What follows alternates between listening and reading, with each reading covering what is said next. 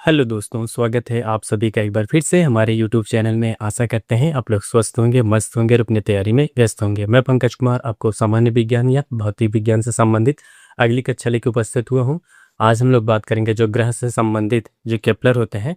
Kepler ने ग्रह से संबंधित कौन से नियम प्रतिपादन किया था, आखिर उन्होंने जब ग्रह से संबंधित कितने नियम दिए, वे नियम कौन कौन से होते हैं, उन सब के बारे में विस्तार से चर्चा करते हुए हम लोग आज की कक्षा प्रारंभ करेंगे। देखिए, कक्षा प्रारंभ करने से पहले एक एक महत्वपूर्ण सूचना आपको बता दी जा रही है। देखिए, साइंस से संबंधित जो आपकी कक्षाएँ मिलती हैं आपको, हमारे यूट्यूब चैनल पे जो मिलती है, वो आपको लगभग सुबह 9 बजे के करीब आपको हमारी जो साइंस की कक्षा होती है, आपको मिल जाती है। उसके बाद जो दोपहर के 2 बजे दोपहर के 2 बजे आपको जो इस समय मेडुअल हिस्ट्री कह सकते हैं, मध्यकालीन इतिहास के अंतर्गत जो अभी हम लोग पढ़ रहे हैं मुगल काल के बारे में, आपको 2 बजे वो कक्षाएँ दी जाती है। इन कक्षाओं को आप ध्यान से पढ़िएगा। इससे संबंधित है, आप अगर जितना भी लिखाया जा रहा है या कह सकते हैं जितना भी समझाया जा रहा है, अगर इन सभी को आप एक नोट्स बना के तैयार करते रहेंगे और उसको अध्ययन करते रहेंगे, तो लगभग आपको 80 से 90% इसी में से आने के चांसेस हो गए।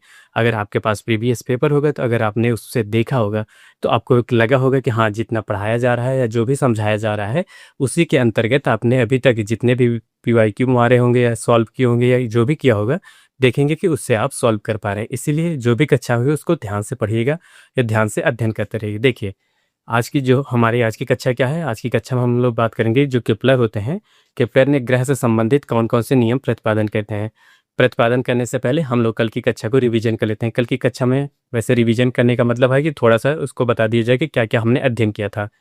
बाकी जो पहले के जैसे रिवीजन कराया जाता था, आज की कक्षा में वैसे रिवीजन नहीं कराया जाएगा। क्या होता था, कल की कक्षा में हम लोग जो अध्ययन किए थे, जो घर्षण बल होता है, क्या होता है, घर्षण बल के गुण के बारे में देखा था। क्या उसकी विशेषता होती है, क्या उसके दोष होते हैं, ऐसे तमाम बिंदुओं के साथ हम लोग कल की कक्षाएँ अंत किए थे। आज की कक्षा में हम लोग बात करेंगे जो केपलर होते हैं, केपलर संबंधित ये कहता है केपलर ने जो ग्रह के संबंधित 3 नियम प्रतिपादन किए थे, वे नियम कौन-कौन से होते हैं, उनके बारे में आज हम लोग बात करेंगे। चलिए, हम देखते हैं केपलर के ग्रह से संबंधित कुछ नियम। देखिए, यहाँ पे लिखिएगा पहले केपलर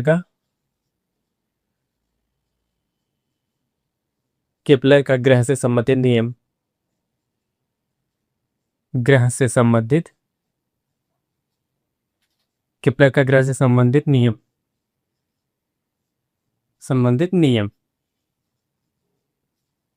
पहली हेडिंग क्या होगी? केपलर द्वारा दिए गए ग्रह से संबंधित नियम कौन कौन से होते हैं उनके बारे में। देखिए, क्या होता है, ग्रह किसे कहते हैं? सबसे पहले जान लीजिए ग्रह किसे कहते हैं। ग्रह वे आकाशीय पिंड होते हैं। क्या होता है? ग्रह वे आकाशीय पिंड होते हैं जो सूर्य के चारों तरफ क्या होता है, जो सूर्य के चारों तरफ दीर्घवृत्ताकार कक्षा में परिक्रमा करते हो। क्या होता है? दीर्घवृत्ताकार कक्षा में परिक्रमा करते हो। साथ ही साथ वे परिक्रमा के दौरान किसी अन्य ग्रह की कक्षा को अतिक्रमण ना करते हो, वे आपका ग्रह कहलाते हैं। क्या होता है? वे आकाशीय पिंड जो सूर्य के चारों तरफ दीर्घवृत्ताकार कक्षा में परिक्रमा करते हो, उसी के साथ जब परिक्रमा के दौरान वे किसी अन्य अन्य ग्रहों की कक्षा को अतिक्रमण ना करते हो, तो वे आपका ग्रह कहलाते हैं। क्या होते हैं? ग्रह कहलाते हैं। और वर्तमान समय में बात की जाए तो देखा जाए ग्रहों की संख्या कितनी है, टोटल अगर बात की जाए तो ग्रहों की संख्या होती है 8 होती है। इनको याद रखिएगा। अब जैसे आप भूगोल से संबंधित अगर भूगोल पढ़ रहे होंगे, तो उसमें आप देखेंगे कि कभी कभार आपसे क्वेश्चन जो होता है उनके आकार के अनुसार ग्रह का क्रम पूछ लेता है, या फिर उनके जो क्रम होता है, जो उनकी दूरी होती है, दूरी के अनुसार आपसे जो ग्रह के क्रम पूछ लेते हैं। इस तरह के जो भी क्वेश्चन बनते रहेंगे, आप उसको याद रखिएगा। आज हम लोग जो केपलर का ग्रह से संबंधित नियम के बारे में बात करेंगे। ग्रह को याद रखिएगा। ग्रह की परिभाषा में आपसे कभी भी पूछा जा सकता है कि वे आकाशीय पिंड। क्या होता है? परिभाषा क्या होती है? वे आकाशीय पिंड जो सूर्य के चारों तरफ दीर्घवृत्ताकार कक्षा में परिक्रमा करते हैं। कैसे? दीर्घवृत्ताकार कक्षा में। और उसी के साथ साथ वे परिक्रमा के दौरान किसी अन्य ग्रह की कक्षा को अतिक्रमण ना करते हों, क्योंकि जो आपका जो लास्ट का कक्षा यम ग्रह था, यम ग्रह इसी वजह से ग्रह की आवर्त सारणी से निकाल दिया गया है, क्योंकि वह परिक्रमा के दौरान जो आपका वरुण होता है, वरुण की कक्षा को अतिक्रमण कर रहा था, इसीलिए इसे ग्रह की सारणी से निकाल दिया गया था। इसी वजह से इसकी फिर परिभाषा यही होती है, वे आकाशीय पिंड जो सूर्य के चारों तरफ दीर्घवृत्ताकार कक्षा में परिक्रमा करते हो तथा परिक्रमा के दौरान किसी अन्य ग्रह की कक्षा को अतिक्रमण ना करते हो। देखिए, ये होता है आपका ग्रह की परिभाषा। अब हम लोग जान लेते हैं कि जो केपलर ने ग्रह से संबंधित पहले नियम कौन सा प्रतिपादन करते हैं। देखिए, यहाँ पे लिखिएगा, हेडिंग डालिए केपलर का ग्रह से संबंधित पहला नियम। संबंधित पहला नियम आखिर उन्होंने पहला नियम कौन सा दिया था, इनके बारे में जान लेते हैं। देखिए, जो केपलर होते हैं, केपलर ने ग्रह से संबंधित जो पहले नियम देते हैं उसे कहा जाता है कक्षाओं का नियम। क्या होता है, यहाँ पे लिखेगा, यहाँ पे लिखेगा, देखिए ग्रह का पहला नियम क्या होता है, कक्षाओं का नियम। क्या होता है, कक्षाओं का नियम, कक्षाओं का नियम। लॉ ऑफ ऑर्बिट, क्या होता है, लॉ ऑफ ऑर्बिट। क्या होता है, लॉ ऑफ ऑर्बिट, याद रखिएगा। उन्होंने जो केपलर होते हैं ना, केपलर ने ग्रह से संबंधित कौन कौन से नियम दिए थे। देखिए, पहला नियम क्या होता है, उन्होंने कक्षाओं से संबंधित, आपको जैसे शुरू में बताया गया था, अभी जैसे ग्रह की परिभाषा आपको बताई नहीं गई कि वे आकाशीय पिंड जो ग्रह के चारों तरफ दीर्घवृत्ताकार कक्षा में परिक्रमा करते हैं। लेकिन आप जब बचपन पढ़ते होंगे, या कह सकते हैं जब शुरुआती दौर में, जैसे आप प्राथमिक विद्यालय में पढ़ रहे होंगे, तो उस समय आपको बताया गया होता कि वे आकाशीय पिंड जो सूर्य के चारों तरफ परिक्रमा करते हैं, क्या होता है, सूर्य के चारों तरफ परिक्रमा करते हैं, उन्हें हम ग्रह कहलाते हैं। लेकिन जैसे जैसे अपने पढ़ाई बढ़ते हुए, अपने उच्च स्तर की, या कह सकते हैं माध्यमिक स्तर के अध्ययन करते होंगे, माध्यमिक स्तर की शिक्षा ग्रहण कर रहे थे, तो उस समय आपको बताया गया कि वे आकाशीय पिंड जो सूर्य के चारों तरफ दीर्घवृत्ताकार कक्षा में परिक्रमा करते होंगे। क्या हो, दीर्घवृत्ताकार कक्षा में परिक्रमा करते हैं। यहाँ पे लिखिएगा, यहाँ पे लिखिए सभी ग्रह परिभ्रमण। पहले नियम क्या है, कक्षाओं का नियम। सभी ग्रह सूर्य के चारों तरफ, सभी ग्रह सूर्य के चारों तरफ, सूर्य के चारों तरफ दीर्घवृत्ताकार, कैसे, दीर्घवृत्ताकार, दीर्घवृत्ताकार कक्षा में परिक्रमा करते हैं। क्या होते हैं, परिक्रमा करते हैं। क्या करते हैं, दीर्घवृत्ताकार कक्षा में क्या करते हैं, परिक्रमा करते हैं। क्या होता है, जो सभी ग्रह होते हैं सूर्य के चारों तरफ दीर्घवृत्ताकार कक्षा में परिक्रमा। क्या होता है, तथा कक्षाओं के फोकस पर, क्या होता है, तथा, यहाँ पे लिखिए, तथा कक्षाओं के फोकस पे, तथा कक्षाओं के फोकस पे, कक्षाओं के फोकस पर सूर्य, कक्षाओं के फोकस पे जो होता है सूर्य उपस्थित होता है, उपस्थित होता है, कह सकते हैं सूर्य उपस्थित होता है या स्थित होता है। क्या होता है, स्थित होता है, स्थित होता है। जैसे बाय आपको फिगर के माध्यम से बता दिए जा रहे हैं। जैसे देखिए, जैसे आपको ये सूर्य हो गया, क्या हो गया, ये सूर्य हो गया। आपको अभी बता गया क्या है, सभी ग्रह सूर्य के चारों दीर्घवृत्ताकार कक्षा में परिक्रमा करते हैं। जैसे ये मान लीजिए, आप देख लीजिए, जैसे ये दीर्घवृत्ताकार कक्षा है, ऐसे कक्षा में सभी ग्रह परिक्रमा कर रहे हैं। ऐसे बाय द वे, एक ग्रह यहाँ परिक्रमा करेगा, एक यहाँ हो गया, एक यहाँ हो गया। इस तरह देखा जाए तो जितने भी ग्रह होते हैं सूर्य के चारों तरफ दीर्घवृत्ताकार कक्षा में परिक्रमा कर रहे हैं। यही आपको कहा गया ना, दीर्घवृत्ताकार कक्षा में। इसी में आपको जो नियम बताया गया, ये कक्षाओं का नियम होता है। इसमें जो ग्रह होते हैं जिस ऑर्बिट में, क्या कहते हैं, जिस ऑर्बिट में परिक्रमा करते हैं, वही उस कक्षा की परिक्रमा कर सकते हैं, कक्षी चाल। जिस स्पीड से जो ग्रह जिस स्पीड से जिस कक्षा में परिक्रमा कर रहे हो, तो वही उसकी कक्षी चाल होती है। क्या होती है, कक्षी चाल होती है। और उसके बाद जिस परिपथ पे घूमता है, क्या होता है, वह कक्षी परिपथ होता है, यह कक्षी पथ होता है। अब आपको पता गया दीर्घवृत्ताकार। आपको देखिए, दीर्घवृत्त का मतलब, जैसे ये जो वृत्त होता है, अब वृत्त का मतलब होता है, जैसे ये मान लीजिए ये वृत्त हो गया, ये होता है वृत्त। अब आपको कहा गया है जो ग्रह होते हैं वो वृत्त कह सकते हैं, पूर्णतः वृत्त में, या कह सकते हैं वृत्त की कक्षाओं में नहीं घूमते। क्या कहते हैं, दीर्घवृत्ताकार। जो दीर्घवृत्त होगा ऐसे करके होगा, ना ही पूरा गोला होगा और ना ही पूरा अंडा आकार होगा, बल्कि ये एक लगभग देखा जाए तो लगभग अंडे के आकार का होगा। इसी तरह देखा जाए, जो सभी ग्रह होते हैं सूर्य के चारों तरफ इसी तरह परिक्रमा करते हैं। इसी वजह से इसको दीर्घवृत्ताकार कक्षा में परिक्रमा करते हैं, और इसीलिए कक्षाओं का नियम भी इसे कहा जाता है। जितने भी ग्रह होते हैं सूर्य के चारों तरफ कैसे परिक्रमा करते हैं, दीर्घवृत्ताकार कक्षा में। यही आपका जो पहला परिभाषा, या कह सकते हैं पहला नियम केपलर ने दिया था, यह दिया था कि सभी ग्रह सूर्य के चारों तरफ दीर्घवृत्ताकार कक्षा में परिक्रमा करते हैं, तथा जो सूर्य होता है वो फोकस पे होता है, कह सकते हैं फोकस, या अब कह सकते हैं केंद्र पे होता है। ये याद रखिएगा। पहला नियम क्या है, उन्होंने पहला नियम आपसे पूछ सकते हैं कक्षाओं का नियम।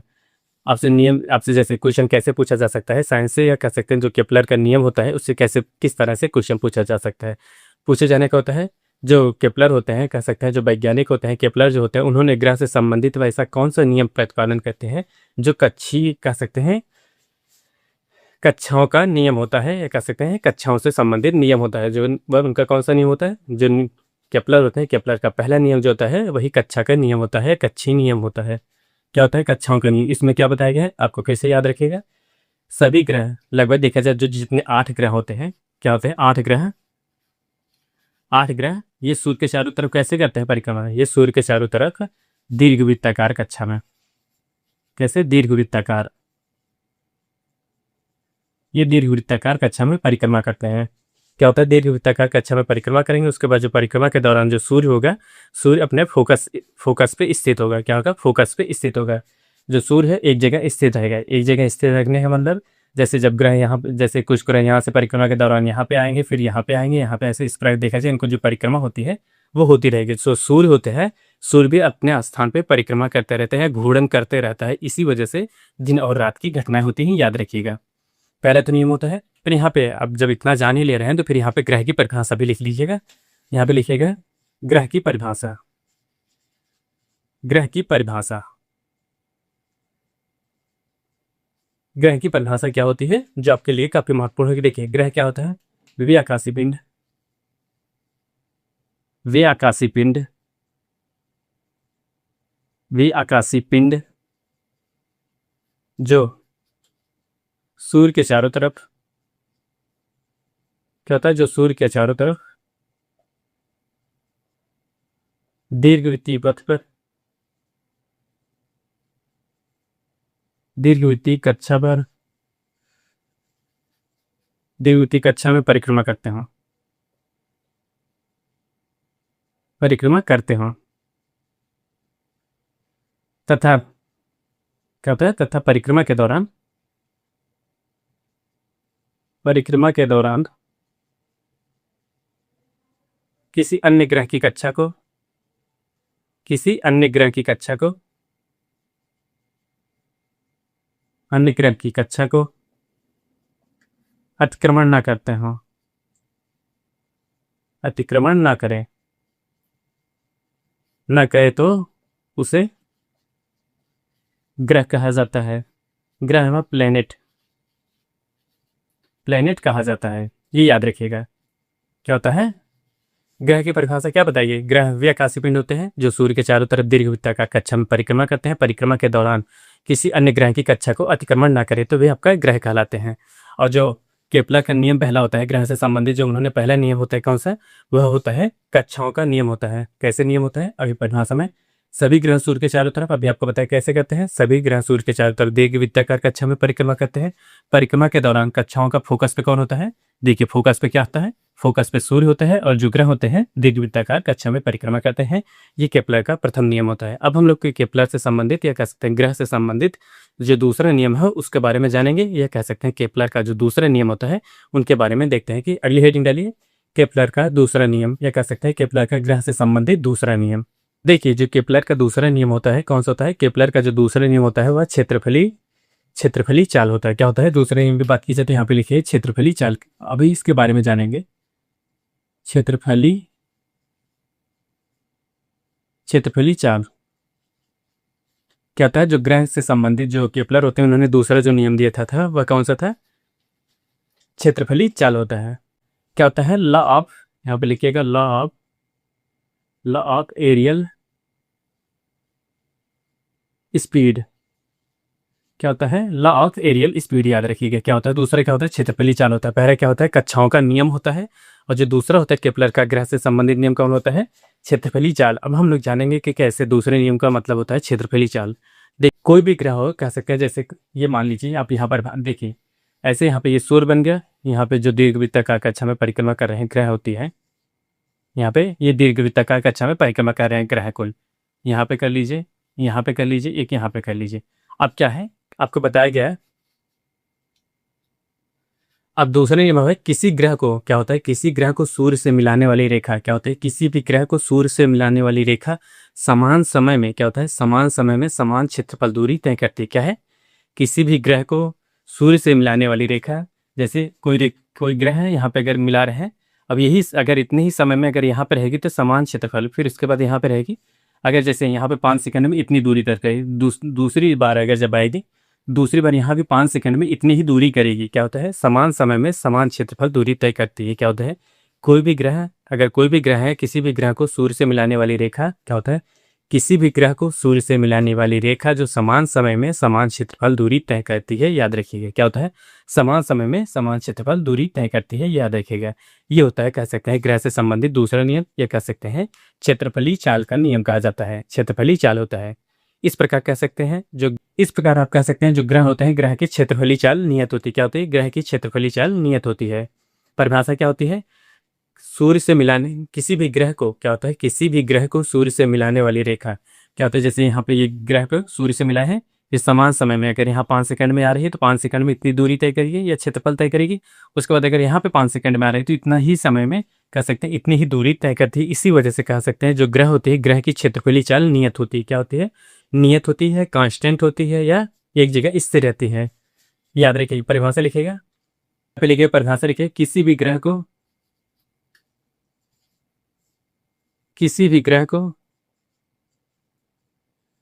ग्रह को सूर्य से मिलाने वाली रेखा, सूर्य से मिलाने वाली रेखा,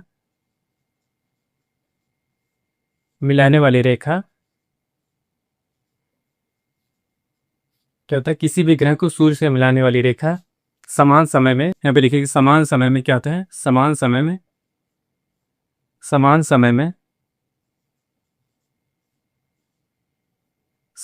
में, किसी भी ग्रह को सूर्य से मिलाने वाली रेखा समान समय में समान क्षेत्रफल,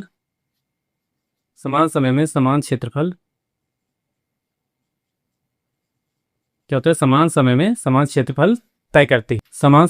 क्षेत्रफल तय करती है, याद रखिएगा, तय करती है।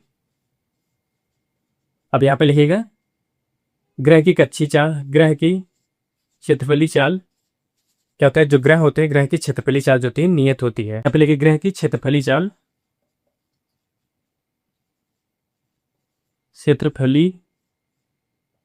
या स्पीड कह सकते हैं, चाल नियत रहती है,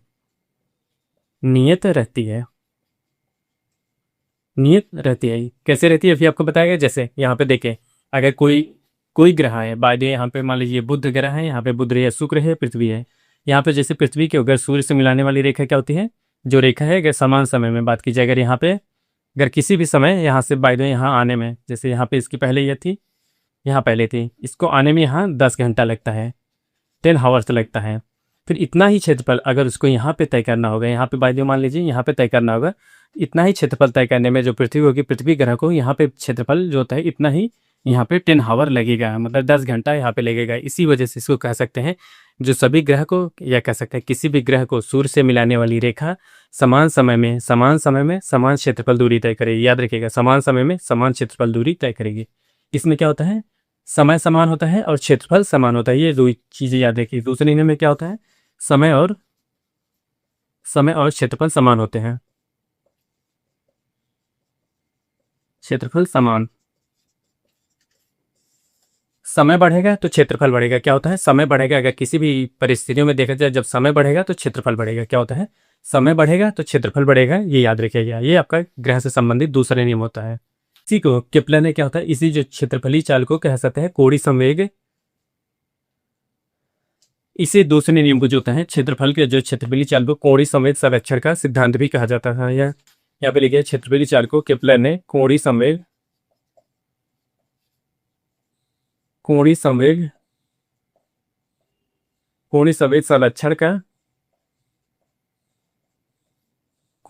संरक्षण का सिद्धांत कहा।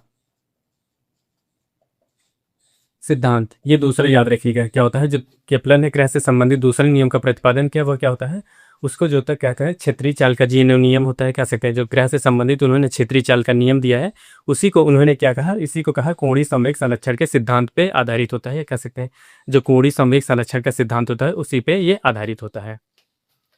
अब आपको बताया गया था जैसे कोणीय संवेग संरक्षण का सिद्धांत किसे कहा जाता है, ये आपको बताया गया था। एक बार पुनः हम लोग जान लेते हैं कि कोणीय संवेग संरक्षण का सिद्धांत क्या होता है। कोणीय संवेग संरक्षण का सिद्धांत होता है, क्या होता है, किसी भी बिंदु के सापेक्ष, क्या होता है, किसी भी बिंदु के सापेक्ष घूर्णन करते हुए, क्या होता है, किसी भी बिंदु के सापेक्ष अगर कोई पिंड है घूर्णन कर रहा है, तो घूर्णन करने के दौरान क्या होता है, घूर्णन करने के दौरान उसका कोणीय संवेग क्या होता है, कोणीय संवेग नियत रहता है। किसी भी बिंदु के सापेक्ष अगर कोई भी पिंड घूर्णन कर रहा है तो घूर्णन के दौरान उसका जो कोणीय संवेग होता है क्या होता है, कोणीय संवेग नियत रहता है। याद रखिए, ये कहता है कोणीय संवेग संरक्षक नियम। घूर्णन के दौरान कोणीय जो होता है, कोणीय संवेग जाता है, कोई भी बिंदु होता है किसी भी पिंड के कह सकते हैं, किसी भी बिंदु के सापेक्ष घूर्णन कर रहा है, घूर्णन के दौरान उसका जो कोणीय संवेग होता है नियत होता है। क्या होता है, घूर्णन के दौरान कोणीय संवेग नियत रहेगा तो वह कोणीय संवेग संरक्षण के सिद्धांत पर आधारित होता है। इसी तरह इसका भी ये कार्य करता है। क्या होता है, सूर्य से मिलाने वाली रेखा समान समय में क्या होता है, समान समय में समान क्षेत्रफल तय करती है। क्षेत्रफल का मतलब यहाँ मान लीजिए, क्षेत्रफल का मतलब दूरी मान लीजिए। क्या होता है, क्षेत्रफल का मतलब दूरी, यहाँ पे लिख लीजिएगा, दूरी तय करती है। ग्रह की क्षेत्रफलीय चाल नियत होती है, याद रखिएगा। जैसे जैसे ग्रह में कह सकते हैं उसका समय बढ़ेगा तो क्षेत्रफल बढ़ेगा, ये याद रखिएगा। ये होता है न्यूटन की, एक होता है केपलर ने अपने ग्रह से संबंधित दूसरे नियम का प्रतिपादन किया था। अब हम लोग केपलर का जो ग्रह से संबंधित तीसरा नियम है, आखिर उस नियम को क्या कहा जाता है इसके बारे में बात करते हैं। अभी हेडिंग चलिए, ग्रह से संबंधित तीसरा नियम। देखिए, जो केपलर होते हैं, केपलर ने तीसरा जो ग्रह से संबंधित नियम का प्रतिपादन करते हैं, तीसरा नियम होता है वो होता है परिक्रमण काल का नियम। क्या होता है, परिक्रमण काल का नियम। यहाँ पे लिखिएगा, परिक्रमण काल का नियम। केपलर ने जो तीसरा नियम दिया था किससे है, परिक्रमण काल का नियम। परिक्रमण काल का नियम। आखिर परिक्रमण काल का नियम कैसे कह सकते हैं इसको, इसके बारे में बात करेंगे अभी। परिक्रमण काल का नियम देखिए क्या होता है। परिक्रमण काल का मतलब अभी आपको बताया, परिक्रमण काल का मतलब होता है कोई भी ग्रह अगर सूर्य के चारों तरफ घूर्णन करेगा, कह सकते सूर्य के चारों तरफ अपना एक चक्कर लगाएगा तो उसे कह सकते हैं ग्रह का परिक्रमण काल होता है। क्या होता है, परिक्रमण काल होता है। किसी भी ग्रह का क्या होता है परिक्रमण काल में, हम बात करेंगे किसी भी ग्रह का सूर्य के चारों तरफ परिक्रमण काल का वर्ग क्या होता है, किसी भी ग्रह का जो होता है सूर्य के चारों तरफ परिक्रमण कर रहा है, परिक्रमण काल का वर्ग होता है। क्या होता है, यहाँ पे लिखते चलिएगा। देखिए, कोई भी ग्रह होता है जब सूर्य के चारों तरफ परिक्रमण काल करता है, परिक्रमण काल का वर्ग जो होता है, लिखिए देखिए यहाँ पे लिखिएगा, किसी भी ग्रह का क्या होता है, किसी भी ग्रह का सूर्य के चारों तरफ परिक्रमण काल का वर्ग, परिक्रमण काल का वर्ग क्या होता है, परिक्रमण काल जो होता है उसका वर्ग होगा ग्रह के क्या होता है, ग्रह की दीर्घवृत्तीय कक्षा के। ये क्या होता है, ग्रह के दीर्घवृत्तीय कक्षा, दीर्घवृत्तीय कक्षा के, दीर्घवृत्तीय कक्षा के अर्ध क्या होता है, दीर्घवृत्तीय कक्षा के अर्ध दीर्घ अक्ष क्या होता है, अर्ध दीर्घ अक्ष के, अर्ध दीर्घ अक्ष के क्या होता है, अर्ध दीर्घ अक्ष के, अर्ध दीर्घ अक्ष के तृतीय घात के, तृतीय घात के समानुपाती होता है। क्या होता है, समानुपाती, समानुपाती होता है। क्या होता है, देखिए ग्रह से संबंधित जो उन्होंने केपलर ने तीसरा नियम प्रतिपादन किया था, तीसरा नियम क्या होता है, तीसरे नियम में परिक्रमण काल का नियम होता है। परिक्रमण काल के नियम के अंतर्गत उन्होंने क्या परिभाषा ही दी, ये कह सकते कैसे उन्होंने परिक्रमण काल को सिद्ध करते हैं कि हाँ ये परिक्रमण काल का नियम होता है। उन्होंने नियम को कैसे बताया, किसी भी ग्रह का सूर्य के चारों तरफ आप परिक्रमा करते हैं, जैसे जो भी ग्रह होते हैं सूर्य के चारों तरफ परिक्रमा करते हैं, परिक्रमा काल का वर्ग होता है। क्या होता है, परिक्रमा काल का वर्ग होता है। ये कह सकते हैं जैसे कोई ग्रह है परिक्रमा काल कर रहे हैं, उसका टी का वर्ग हो गया, मतलब जो समय लगेगा उसमें परिक्रमा काल का वर्ग हो गया। और उसके बाद कह रहे हैं दीर्घवृत्तीय कक्षा में, अभी आपको बताया गया जितने भी ग्रह होते हैं सूर्य के चारों तरफ दीर्घवृत्तीय कक्षा में परिक्रमा काल कहते हैं। उसके बाद अर्ध दीर्घ अक्ष, जैसे यहाँ पे कोई ये ग्रह परिक्रमा करे, यहाँ पे सूर्य है, अब यहाँ पे जो उसका आधा क्या है, आधा जो वृत्त बनेगा या मतलब उसका जो रेडियस होगा वो आधा तो बनेगा। इसका कह रहे हैं दीर्घ अक्ष के तृतीय घात, रेडियस के घात की 3 होगी। क्या होती है, इसके घात के आपको समानुपाती भी क्या कह रहे हैं, समानुपात कह रहा है। क्या होता है, समानुपाती, आर के तृतीय घात। क्या आपके यहाँ से निकल के क्या आ रहा है, टी वर्ग समानुपाती, फिर उसके बाद आर तीर, आर घन क्या आता है, टी का वर्ग हो गया, फिर उसके बाद आर का घन हो गया। अगर समय बढ़ा या गया, देखिए इसमें क्या होता है, परिक्रमण काल का अगर समय बढ़ेगा तो आपका जो क्या कहते हैं अर्धवृत्ति जो होती है, अर्धवृत्ति अक्ष जो होती है वो भी बढ़ेगा। इसमें देखा जाए तो एक बढ़ाएंगे तो दूसरा अपने आप ही बढ़ जाएगा। इसीलिए यहाँ पे समानुपाती का चिन्ह बनाया गया है, या कह सकते हैं इसको समानुपाती से अंकित किया गया है।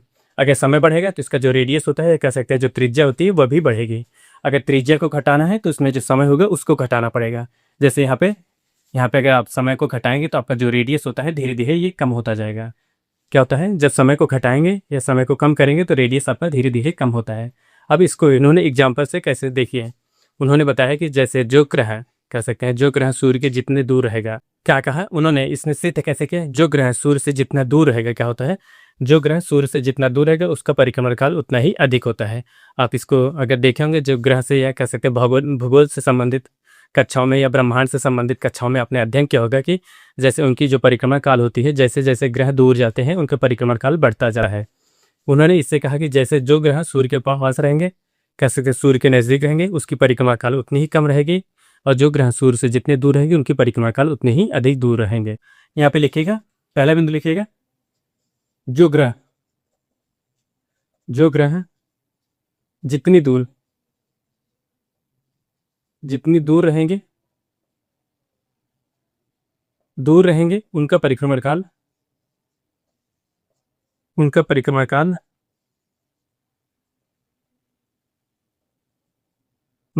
काल उतना ही अधिक होगा, उतना ही अधिक। और दूसरे लिखेगा, जो ग्रह सूर्य के जितने पास रहेंगे, होता है जितने पास रहेंगे उनका परिक्रमण काल उतना ही कम